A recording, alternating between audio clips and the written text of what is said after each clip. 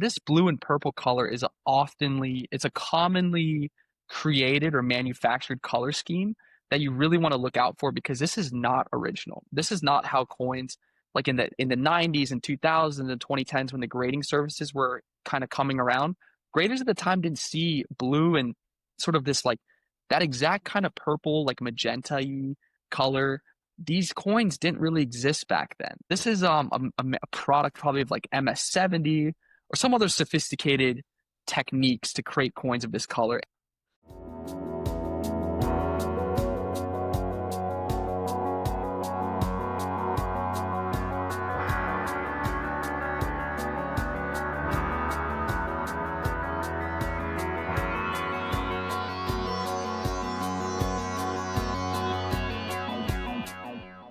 All right, folks, welcome back to the Cabbage Coins podcast. My name is Tony Gryckiewicz. I am the owner and operator of Cabbage Coins.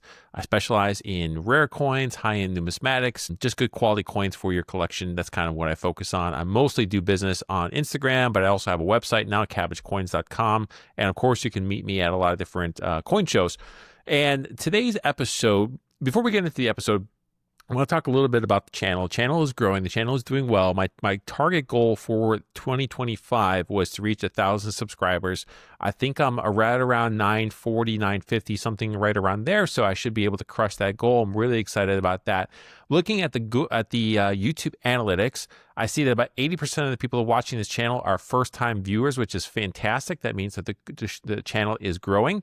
All I'd ask all you new viewers is to subscribe to the channel, please, to like, comment, subscribe, share the episode if you found it helpful. And this is going to be the first episode in a little series I want to do on various U.S. coin series, such as Indian Head Cents, which is what we're going to talk about today. And I wanted to do an interview with a specialist, and I want to learn and get the advice of this person about how to select quality examples of that particular series. So how do you make that selection? And so I thought, why don't we do some interviews with a specialist in a particular area that can give us the inside scoop and kind of like the insider's edge, so to speak, on how to select good quality coins for that particular series. So without any further ado, we have Eric Lindholm. Eric is the owner of Sublime Cents. And Eric is a specialist in Indian Head Cents. And I've known Eric for a couple of years now. We did the ANA Summer Seminar together. We celebrated your 24th birthday? Yeah. Yeah, 24th birthday with a group of people in Colorado Springs together. That was a lot of fun. And Eric is a very enthusiastic guy. He knows Indian Head Cents really, really well. And he taught me something recently about how to look for a good quality strike on Indian Head Cents. So I said, why don't you come in, let's do an episode together, and let's teach everybody how to select really high quality examples, what to look for, what not to look for. So Eric, I want to turn it over to you, give you a chance to introduce yourself and your business. Tell us a little bit about what's going on in your world. Awesome. Well, thank you for having me on, Tony. Super passionate about this series. It's something I've been in since 2016. And the reason I got into Indian Head Cents, this is kind of full circle that this is going to go on YouTube because it was from a YouTube video itself that taught me that there was coins in circulation. This was particularly like Lincoln Cents and coin roll hunting content. It's like coin in circulation worth $200. I'm like, wow. I was like 15 at the time. I'm like, wow, let's go to the bank, and had to have my mom take me to the bank actually to go look through these coins. And long story short, first year in, I think about maybe it was my 15th or 20th box of Lincoln Cents. I find an Indian cent in a machine wrapped roll. I was like, oh my goodness. It was a 1903 and like good, just sitting in the middle of a machine wrapped roll. And that just sent me down a rabbit hole. I bought the red book. I made my first cherry pick of an Indian cent. I wasn't doing this for profit in the beginning, just for fun, but I found an 1864 L on eBay that wasn't designated as an L. And for those of you that don't know the series very well, in 1864, there's two types for the bronze series: the 1864 no L and then 1864 with L. The one with L is worth maybe double in certain conditions, and it's worth a lot more. So I found like a corroded one with L. I took it to a coin shop, had the owner verify it was an L, and I put it on eBay, made $15.05, and I've been hooked ever since. So that's how I got into Indian Head Cents. Nice little profit there on on a penny that you paid a penny for it, right? You paid 1 cent for it. The one I found on the coin roll I actually kept, but the one I Okay. found on eBay I paid like $10, sold it for $30, and after the fees, $15.05. I'll never forget. All right. So you work with individual clients, right? Individual collectors. You Yes. build collections for them. Yes. You recently had a particular event occur with one of your clients. Is that right? Mm-hmm. I'm glad you brought that up. Yeah, so I wanted to dedicate today's episode to my longest mentor and my first client, and the person I knew the longest in the coin industry. He wants to be anonymous, but I'm going to call him the plant doctor in this episode. I met him when I was 17, and he was the world's best AU58 Indian cent collector, like the Everyman series. He collected pristine AU58s, nearly a complete variety set of the varieties, and he was just such a good man to me. He mentored me so much in so many ways. So I want to dedicate this episode to him, and he's inspired me to really, what he told me is, I want you to be a big coin dealer one day. And that was before I even really believed myself that that was a path I was going to go down. So I'm going to speak, if I speak with a little more passion today or a little more vigor, it's for him. So yeah, I want to dedicate that episode to him. All right. Sounds good. So what is it about the series that still captivates you after all of these years? I mean, if I'm being That's a good completely question. blunt, this isn't my number one area, my number one series, but I think that after today's episode, after recording this episode, that might change for me a little bit. And the reason Hmm. why I know that Staying Liberty Quarters, before I did the episode with Tony Littlejohn, I knew very little about the series. So the series really didn't come alive for me yet. I did the episode with Tony Littlejohn. I learned a lot about these estimates and about how difficult some of those estimates are. And now it's gotten me excited about finding good quality Hmm. examples of those. And I think, and I'm hoping that today's episode is going to work the same way with me for Indian Head Sense. But for you, after all of these years doing this particular series, what is it about this series specifically that captivates you Hmm. and keeps you going? There's so many sub markets to the Indian cent series. I mean, it's a very long series. It's from 1859 to 1909. There's three types: 59, then 60 to 64 copper nickel, 64 to '09 bronze. And there's just so many sub markets, like I mentioned. So, like, I have clients that do Indian cents that collect completely different kinds of coins. There's the red collecting subgroup, which is a huge market, like high end reds, like 65, 66s, 67s. That's a separate market. There's the variety Mm, guys that collect the snow varieties very seriously. That's a market. There's the everyman market for 58 Indians, which was very, very hot a couple years ago. I mean, huh. scaldingly hot for like 58 pluses. There's that market. There's the toner market, which you'll see some examples today. There's just so many different markets within the series. And as I've matured, I started with varieties. And in the last couple years, I've really felt like I've done a ton with varieties, sort of maxed out. I found a lot of them, built some big sets. So now it's onto the reds, the toners, the proofs. I mean, there's just so much within the series. It's very rich, in my opinion. And it's a tricky market too. I think it's wise, if you don't know them, to not pay a premium unless there's certain types we could talk about that are very good still. But Mm-hmm. yeah, it's just a tricky market. Yeah. Yeah. Well, let's get into some of this stuff. Okay, so what we're going to do is we're going to walk through these 15 examples. Eric selected these as great examples for us to talk about some particular aspect of this Indian Head Sense series that is kind of important to know if you want to make good kind of choices or make good purchases in this particular series for building a collection or otherwise, even if you're just a type collector and you're looking for one example of the major types. Eric's going to help point us in the right direction, give us some of that advice. So let's get started. What are we looking at here? So we're looking at a 1908. I don't know if this is a Branchman or not. It doesn't look like it looks like a No S. 1908 Yes. P. That's good. That's good thinking though. Yeah. It's the first Yeah. year of the S Mint for the cent. Okay. So I'm looking at this one. So what stands out about this particular coin? What do we want to focus in on? So this is a coin I highlighted for color originality and a color you do want to look for. So this whole list is going to be a list of do's and don'ts for what you want to buy and what you don't want to buy. And I just wanted to Okay. highlight this color combination here of the yellows and the light reds. If you take a look at the reverse, there's a little bit of green, which is, I'm Mm, wearing the green shirt today, kind of the Sublime, sort of that kind of color. This is a yeah. very original color pattern and type. I know you had a really great talk with Jacob of Monster Tone Morgans. He Yep. talked a lot about color and where it came from. This, I'm not an expert in terms of the chemistry, but over the years of seeing coins, this is a very rare and desirable pattern of color, a very desirable toning on this Hmm. coin. you want to look for examples that have not the purples and blues, which are much often more faked. You want to look for colors earlier in the spectrum of the rainbow, the reds, the oranges, the yellows, the greens. And they're not always going to be super saturated. They're going to be a little bit lighter. Sometimes they can be very saturated and original, but this is a coin that's just an outstanding example of originality and a coin that does command a real premium in the market. Hmm. Yeah, I can't stop looking at the pattern, the color patterns on the reverse here. Hmm. This is excellent. This is right in kind of the zone that I'm not good at recognizing colors, but we have kind of we got some reds here, and what else am I looking at in terms of the various color A little bit of patterns? like light green, like mossy green, a little bit of yellows and oranges. Those are great colors. We're gonna look at a proof later that really exemplifies this for proofs, but this is a mint state example.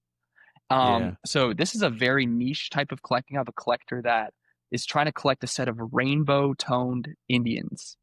Hmm. And this is like a light rainbow. It's not like a super like crazy one, but that's just really hard to find. And I wouldn't, and I think especially to the contrary, when you see the other scent I selected in terms of color, you'll see the difference. Okay, so moving on then to this 1894, and I see this incredible doubling here in the Yes. date. That's one thing that stands out to me. The other thing that stands out is very well, looks like a very well Hmm. struck. I mean, it's very Absolutely. crystal crisp and nice and clear. In terms of originality, I mean, I see a lot of mint frost and a lot of Mhm. really great luster through here. So tell You, us, you you honestly covered a lot of it there. Yeah, like okay, this coin I selected, the double date's awesome, and that's a totally separate factor. I can touch on it now though. This is yeah, one of the top five major varieties for the series, meaning you don't even need to pay for these to be attributed. PCGS will put 1894 doubled date, 1894 over 1894, and it'll say double date on the holder. So this is one of the top five varieties of the series.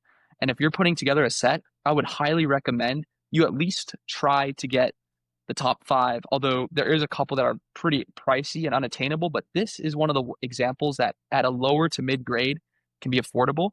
But yes, the double date is amazing. This is a 65 plus red, one of the finest double date examples. This coin sold for $20,000. There's well, only two in 66. A 66 CAC recently sold for 37,000 on great collections. But the reason I brought this coin up is you picked up on it. The mint frost, like the correct sort of frosty original red color. In hand, the luster is really, I mean, frosty is just a perfect word. It's not yeah. super cartwheel. It's a little bit softer, but it really rolls nicely. And we'll see the opposing example, but when you can find coins with these kind of red surfaces at a reasonable price, you should try to pick them up, especially if you're a red collector. This is what the Yeah. market rewards is coins that look like this. It's good to know. So for those out there, I'm going to clarify a couple things. One is we're talking about like being a red collector. We're talking about an Mm. individual attempting to select Indian head cents that all have a full red designation. Any copper coin is going to be attributed as or be graded as either having a red color, a red brown color, or a brown color, and it has to do with how much of the original mint red color is left or remains on the coin, because copper, when it's struck, is struck as a red coin, but in over time with oxidation and whatever, it changes and transitions to being more of a brownish color. And so that color is part of the grade at PCGS or NGC or a CAC grading. The color is part of the grade. And so it being a red collector is somebody who is looking only for red examples. And obviously, as you might imagine, that's really tough to find. Can be, depending on the coin, I guess, and the age of it, but that can be really tough to find. When we're talking about frostiness, this is a good example, I think, to look at. Like you said, it's hard to describe what I mean. It's almost just like you have a fresh layer of snow that's just Hmm. fallen on the ground, and it has just kind of like these little bit of like ripples, or those little bit of texture across the layer of the snow. In my opinion, that's what sometimes the surface looks like when it's freshly struck or it's just been struck, and it has a lot of that what we call frostiness on the surface. And so this is something you, I guess, want to look for in terms of nice original surfaces. And I can't get over the strike, because you can just Hmm. tell Yeah, through here how well struck it is. But then you just going into our feather tips here, this is very, very nicely well struck. absolutely. Yeah, and we'll talk about strike more. And We can almost have on the reverse too on this one, actually, there's a good example of the striking as well. You Okay. zoom in on the scent there Okay. underneath. See, there's like dye lines running through the end there and the T. Yep. It's a little bit subtle, but this coin is absolutely hammered off of fresh dyes. Hmm. And fresh dyes Yeah. meaning the dyes were polished by the mint Okay. worker. Okay. So that's some subtle things you could tell. But you're right, just the tips are, I mean, everything is just sparkling, Yeah, well I struck. mean the strike of all this whole wreath here Hmm. is really, I mean, it's just excellent. And like you said, they polished the dies. You still see the die polish in there. Now this is a run of millions of coins, right? This is a mint state. This is a business strike.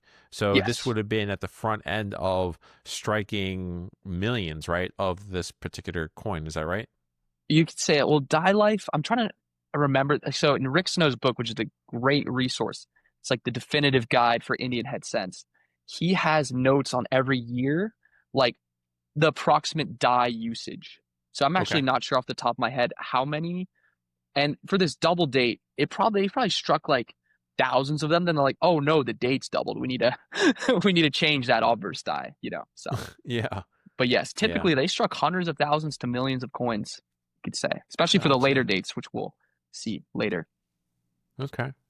All right, so now we're switching gears here. This is, I don't believe, a mint state example. Does not look like a mint Correct. state example at all to me. Yes. If I had to grade this, let me see how good my grading Some skills fun. are on this particular this. I think this coin, I don't really see a lot of luster, but there's a lot of good detail. The luster might be just kind of subdued. I don't want to go into XF. I want to say something like AU55 for this coin. You're close. If you go a little bit higher, it actually graded AU 58 plus, which is kind of crazy. But Okay.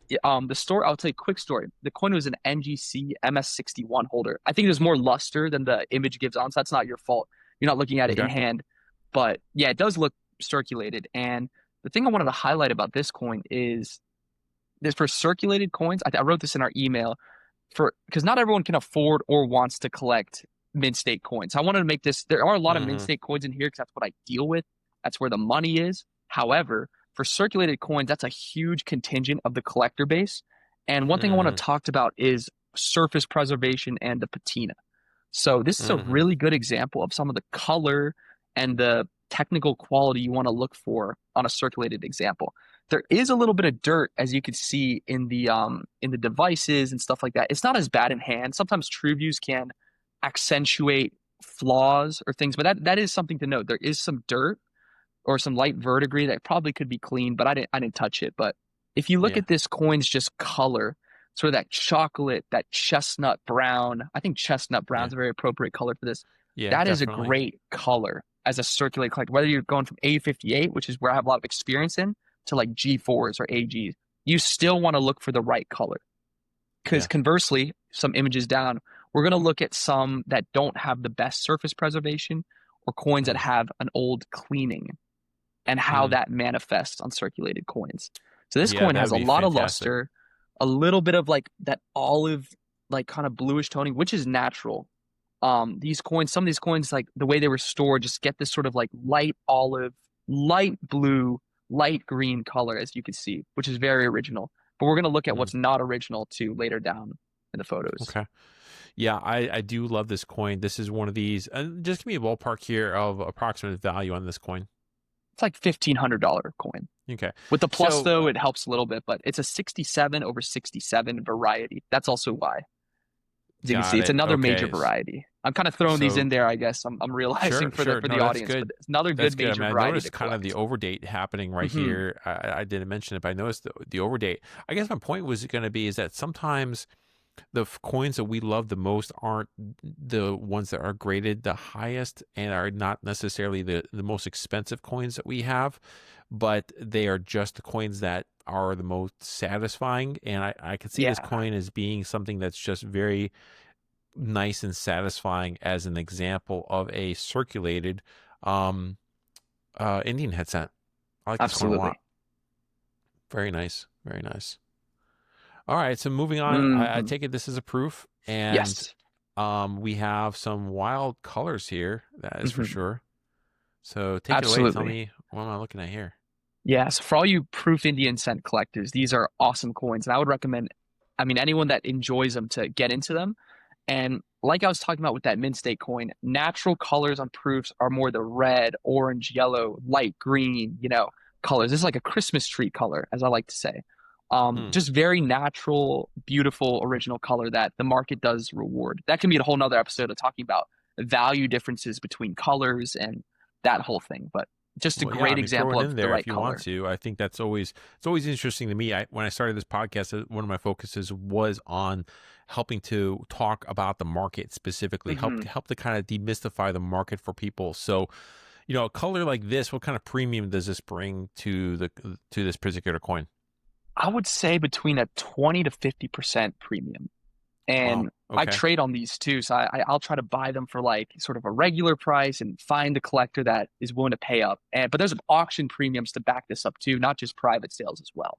Yeah. So Yeah. to where this color, like I could bring up examples maybe another time, but with this color, these patterns, if you just look at auction comps, when you see an unusually high comp for a proof from in-state, it's got color.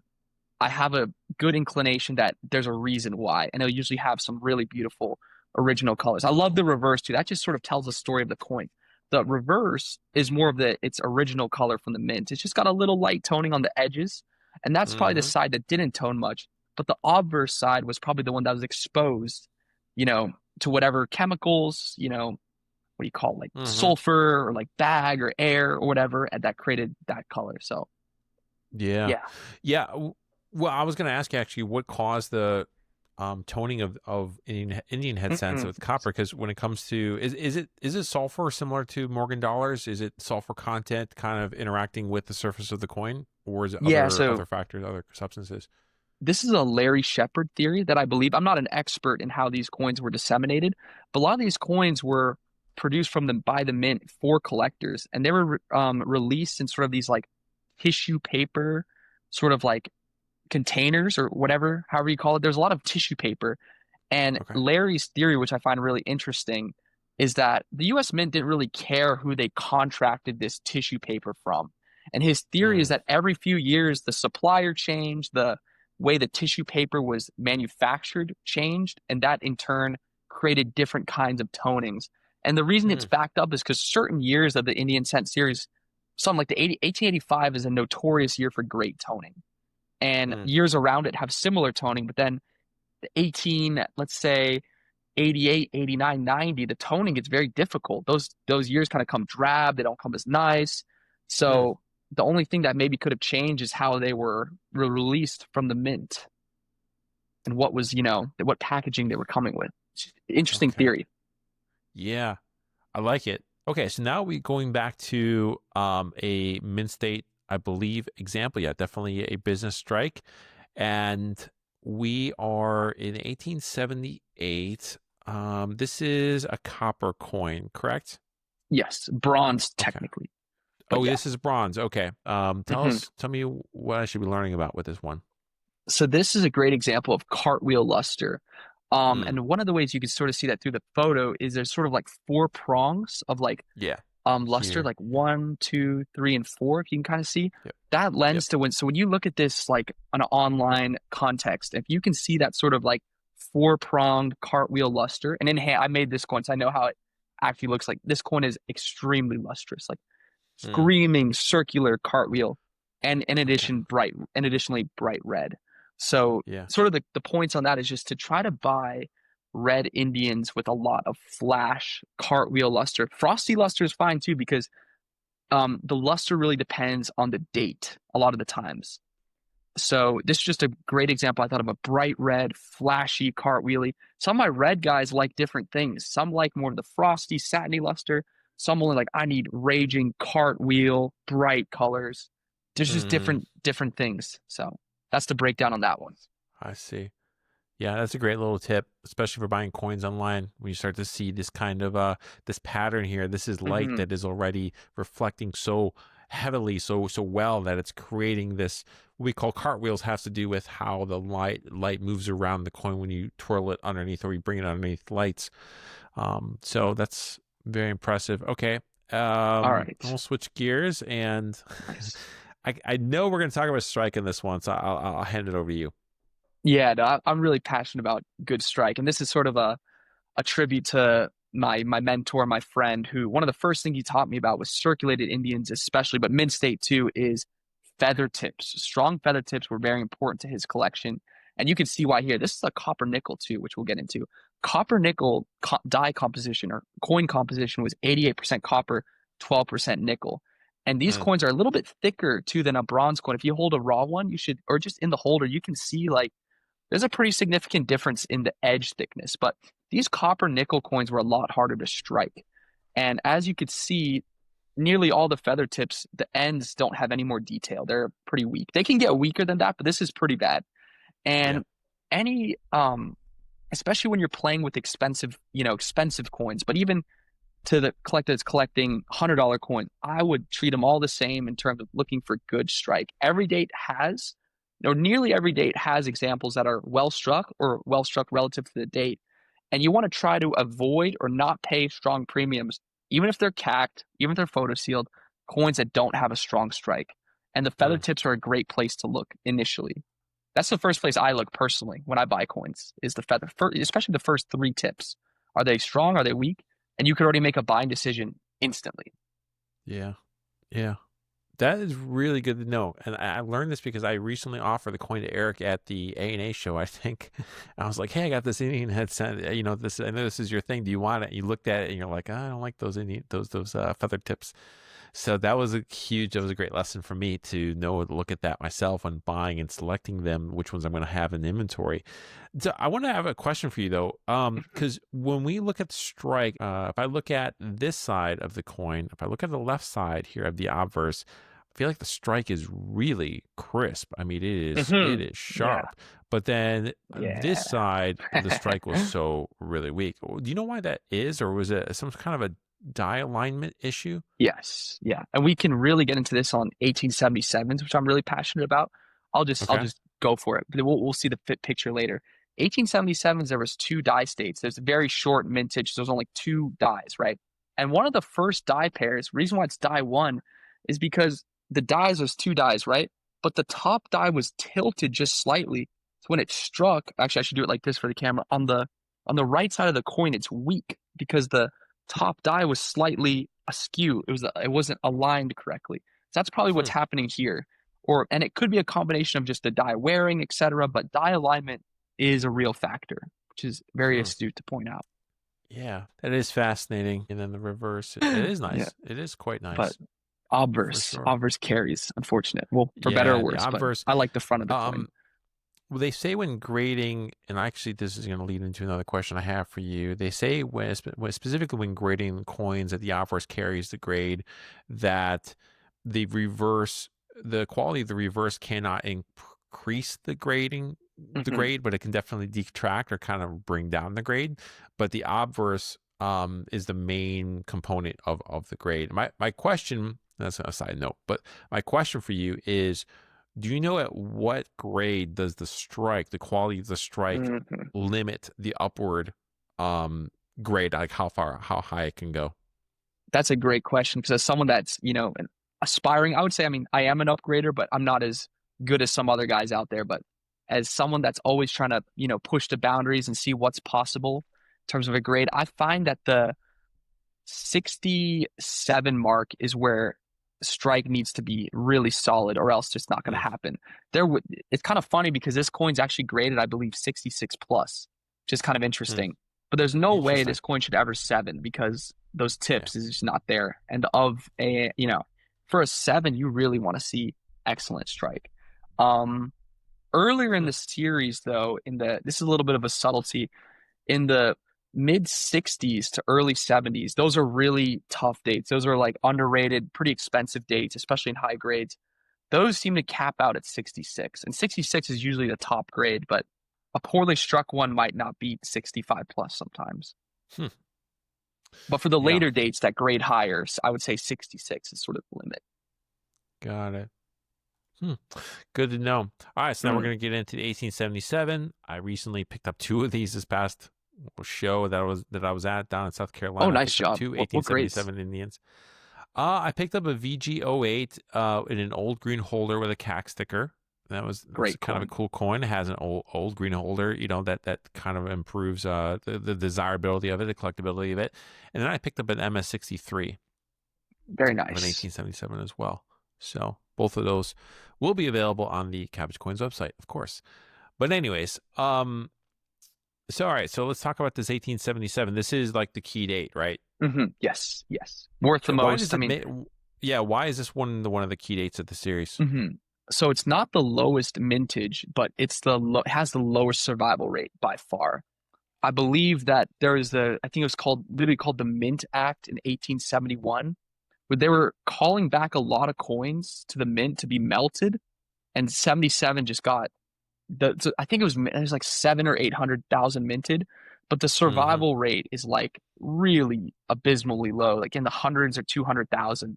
And yeah, it's just a coin that did not survive very well at all. Hmm. So Okay, so 77 Indians, those are tough ones. Everybody needs one for their set. yeah. You can see immediately here that we have hmm that kind of offset die issue that we Yes, just that's talked about. exactly it. Yeah, weakly struck up here, while at the same time, actually fairly well struck down Yeah, here. that's the Yep, skew exactly. yep, yep. What And else there's do you want to tell us something about this one? by the one thing I want to point out is obviously the weak strike is there, but if you can look between the D and the S of United and States, see that sort of indent Oh, there? what just happened? That All right. is a big planchet flaw or like void. And this is something to be careful for with Indians. This happens like more than you would think, especially on like 77, 71, 72s, some of those tougher Okay. years. Some of them have like pretty big planchet like voids or Huh. flaws that do grade out. I think the planchet quality was pretty poor at this time. So that's Interesting. So something to watch out for.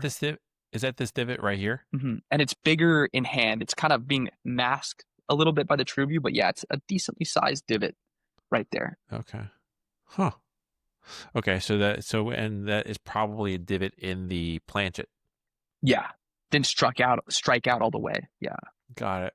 All right. So is there anything particular to look at with your 77 Indians? I mean, if I want to select one, for a particular grade, is there Mm, anything that I should look for to try to see if there's one that has as minimal of this divot as possible? Is that a good thing to look for? Or, yes.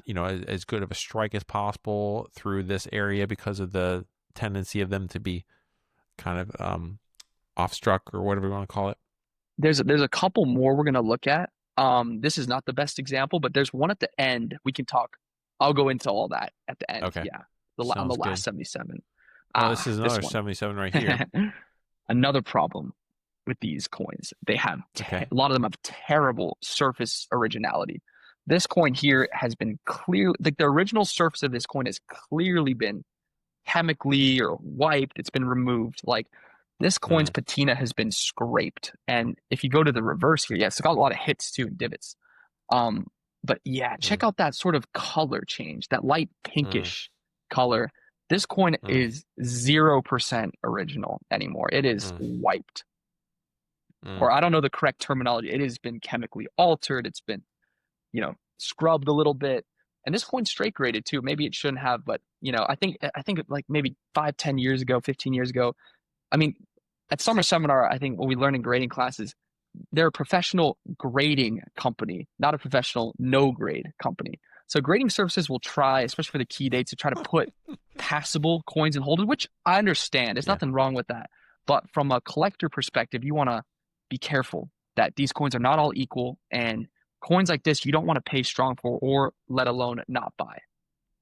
Yeah, and I do plan on having an episode about cleaning and about Yeah. light cleaning and the varying degrees of cleaning, because as Noah mentioned last week, cleaning is a spectrum like any other kind of aspect of of a coin. And there's a number of coins that today are in straight graded holders, so where the company has not explicitly stated that the coin is clean, because it falls within the realm of what was considered to be market acceptable. What is the grade of this, by the way? I I think would, so. if I'm going to guess, I'm What going do to you grade say it? VF35.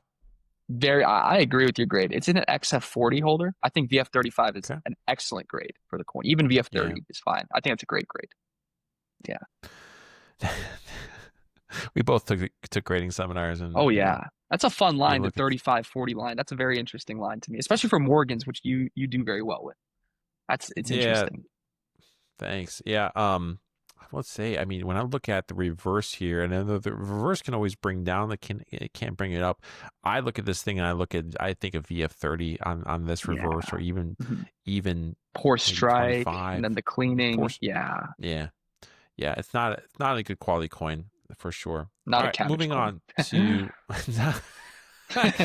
yeah, it's not a cabbage coin.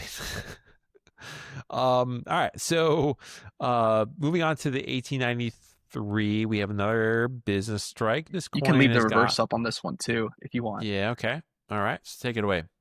This coin has a lot of spotting, and this is a Yeah. problem. When I'm at shows, I see something really good through the case, but as soon as I'm seeing black spotting, it's usually out.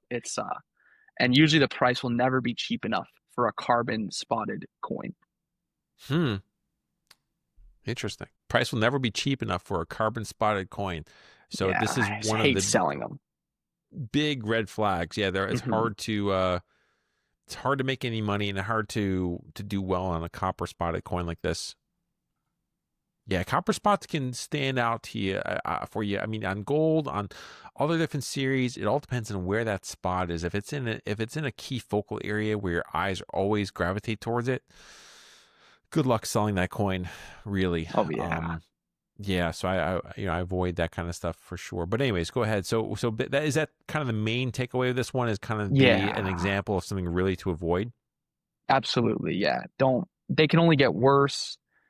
Um, every just seasoned collector won't buy it. They won't do well in auctions, you know. Mm, This is why the Indian Cent series is so interesting, is because there's so much price variability, because it's copper, it's so reactive, it's so truly unique. Like there's a lot of silver coins that you probably could find like an identical looking example. For copper, it's pretty tough.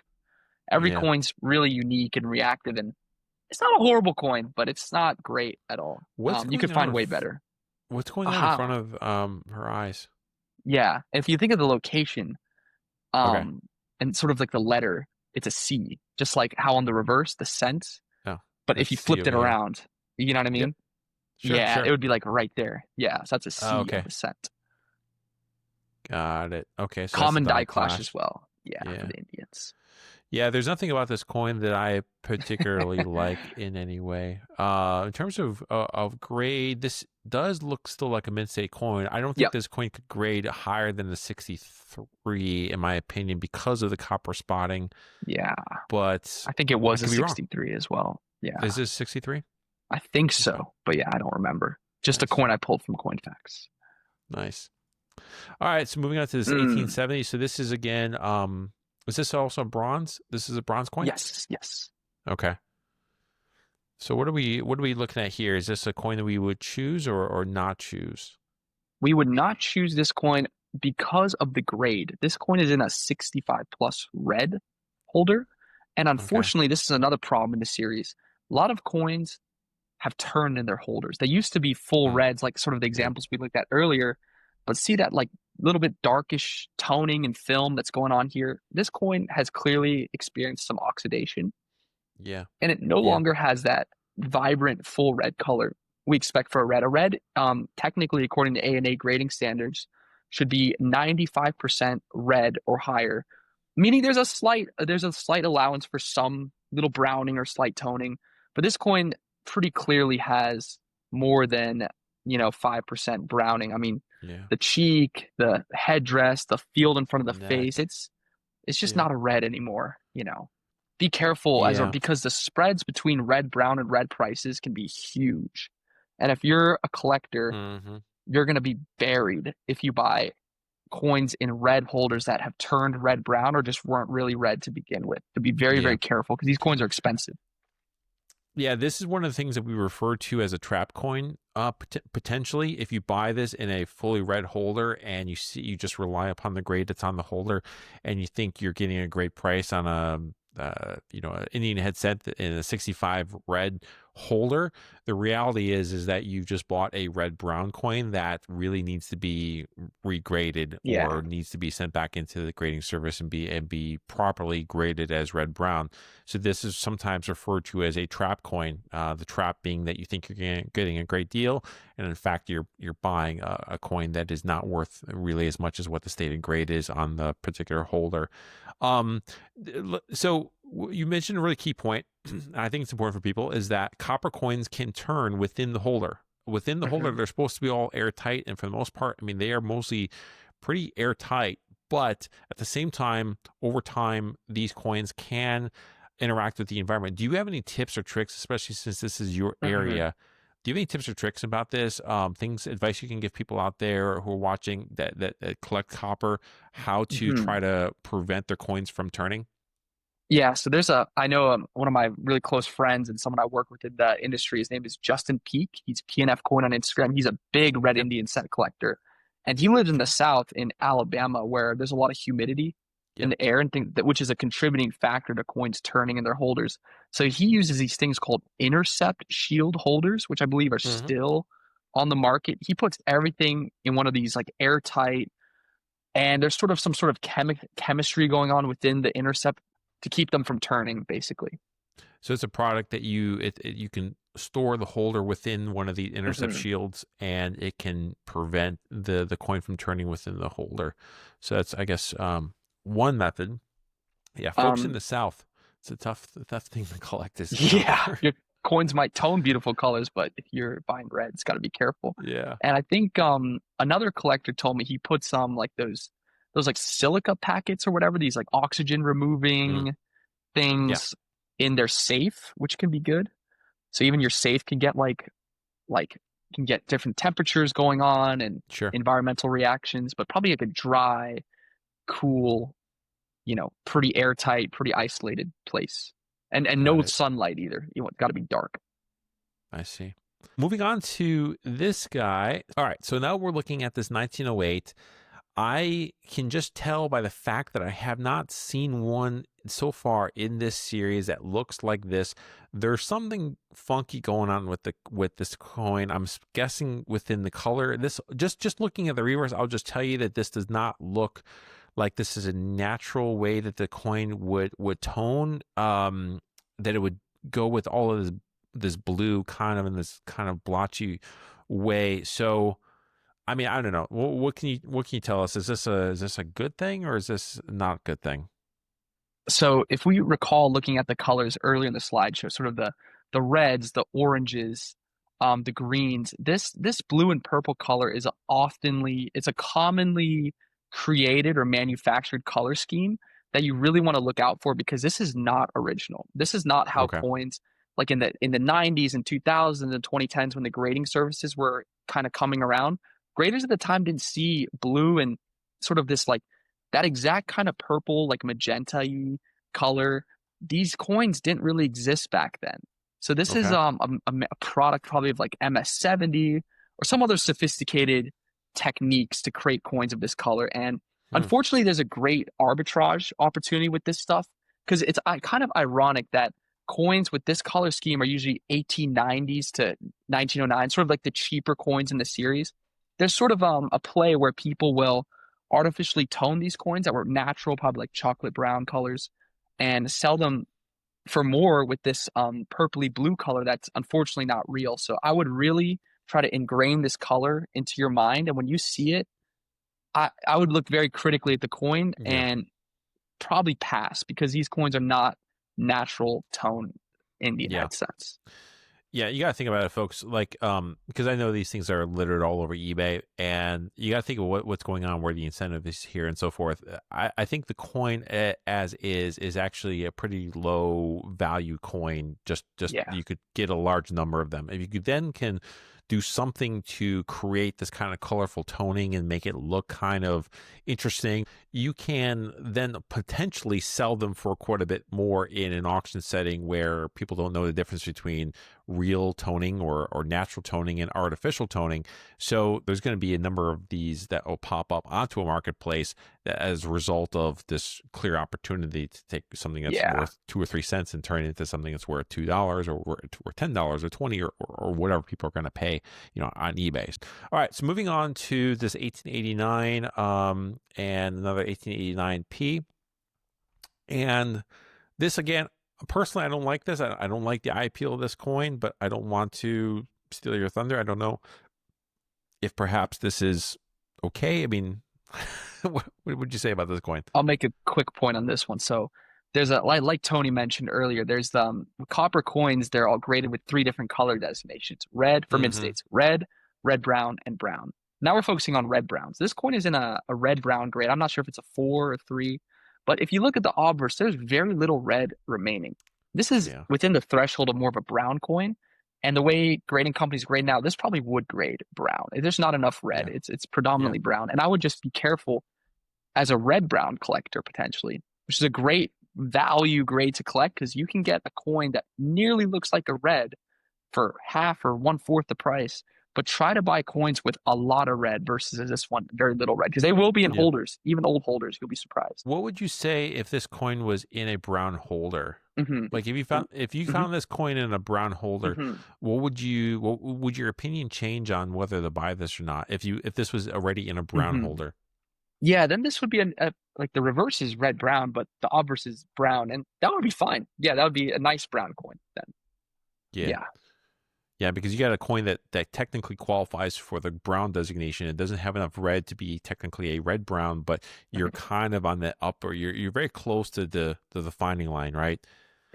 So potentially, if this was a brown coin, I mean, I think this is a fairly decent opportunity because of how much red there still is on the coin. Exactly. Yeah. But at the same time, if this is a red brown holder, then it becomes one of those trap coins potentially. Coin. Yeah. Because there's not enough red for it to really be red brown. So moving on, we have another 1877. This one I personally really like this coin. I would grade this in the XF40 range, or 45. Yes, nice. You had it. Yeah. Is it 40? No, 45. You're correct. Is it 45? 45 okay. CAC too.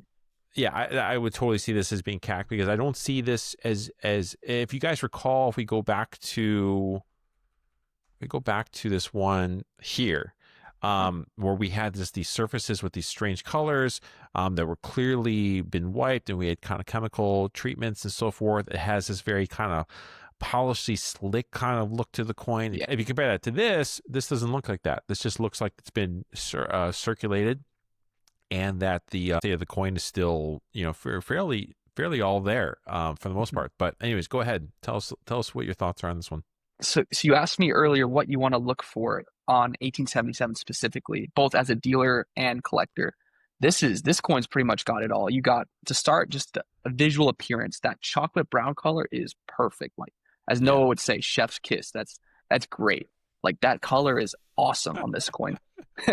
Secondly, the technical quality of this coin is very good, especially for the grade. We're going to go into one very specific thing.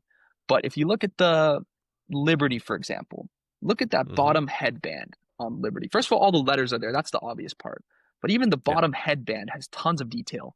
You'll see on a lot of XF coins, that bottom headband is worn and the wear can even bleed into the letters and they'll still grade XF 40, 45. So this is great. It's got that bottom headband really well intact. Now let's go down to the ribbon there. So 77s are not known for having really strong strikes. But this coin, if you look at the diamonds specifically on the ribbon, this coin has almost 3 diamonds. 1, 2, and the bottom one's a little bit weak, but it's there. Now, here's like this is something I look at a lot that maybe people don't know, is that if you look at this ribbon and sort of the hair curl that's next to it, there is just enough separation there. Like if you look at the ribbon and the hair curl and that border, there's a slight separation there on the other side actually too. That's really important for an Indian scent purist. So Rick Snow will not photo seal an XF40 or higher if the ribbon is connected to the hair curl on the right side.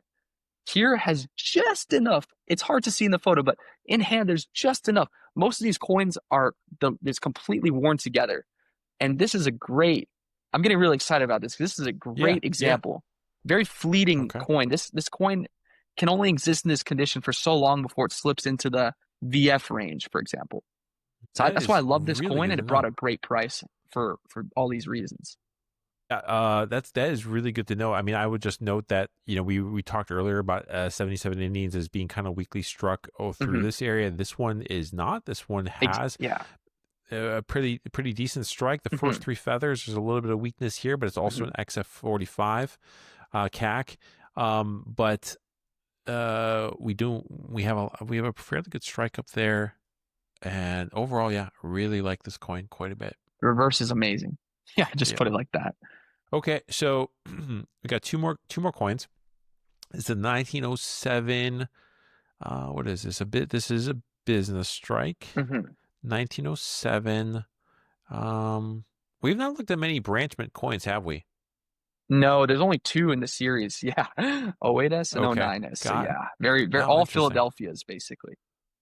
Interesting. Okay, I did not know that. So overall, I mean, I like this coin. I think it's a little bit weakly struck up here, a tiny Hmm. bit, but overall, I like this coin. I could see this. I like this kind of for a nice 66. Honestly, I could see Nice. this in a Yeah. 66 grade, maybe So even yeah, 66 plus.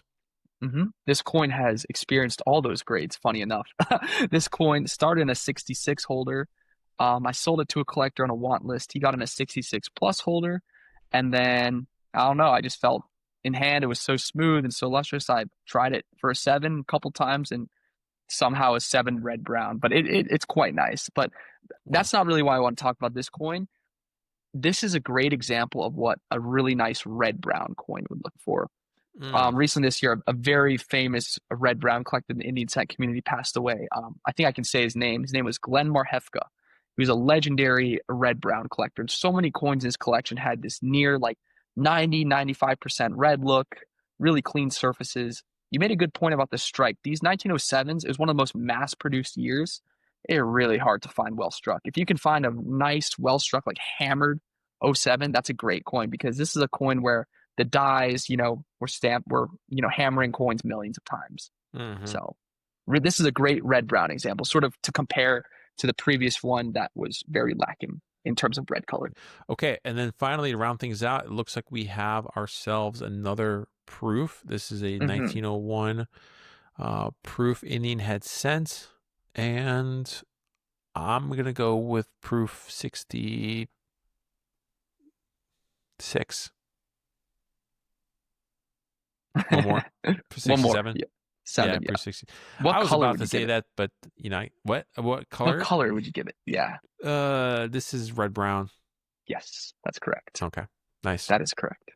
So this one's sort of a continuation of that 1906 I showed you earlier, with the sort of the Christmas tree colors, like the red Yeah. and some orange. This is more of like a yellow, gold, green progression. I just wanted to show that the two different types of that color progression. Mm. This is one further down the line. And this one might get a little bit more in the market because of the green. The green's like the money color for Proof Indians. That's like a great color that goes for a lot. What are some of the most common mistakes you see buyers make when collecting Indian heads? Good question. I think, to put it simply, it's not so much the price. Overpaying isn't as much the problem. It's more of like buying the wrong coins that we highlighted today. I would say generally that's a mistake, but to sort of expand, I think another mistake would be kind of neglecting the rarer years of the series and buying those in poor quality, and buying like the common years, like the later dates, or some of the 80s, and those can be easily found very nice.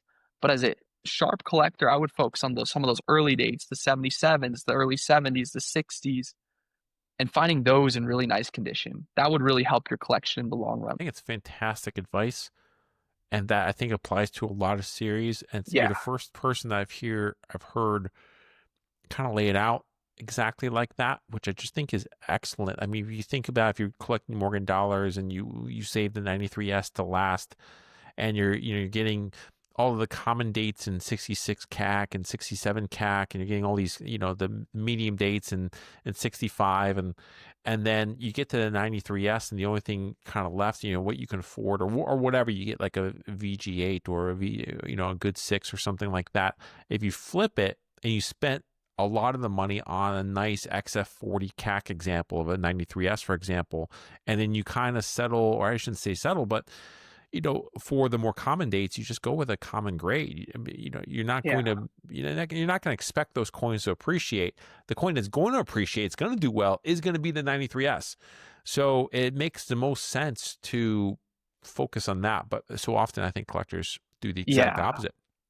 I think trying to do it really fast can be a trap with the Indian Cent series. It's really long. Some people are amazing. Like my friend Justin did an amazing job at doing it very quickly.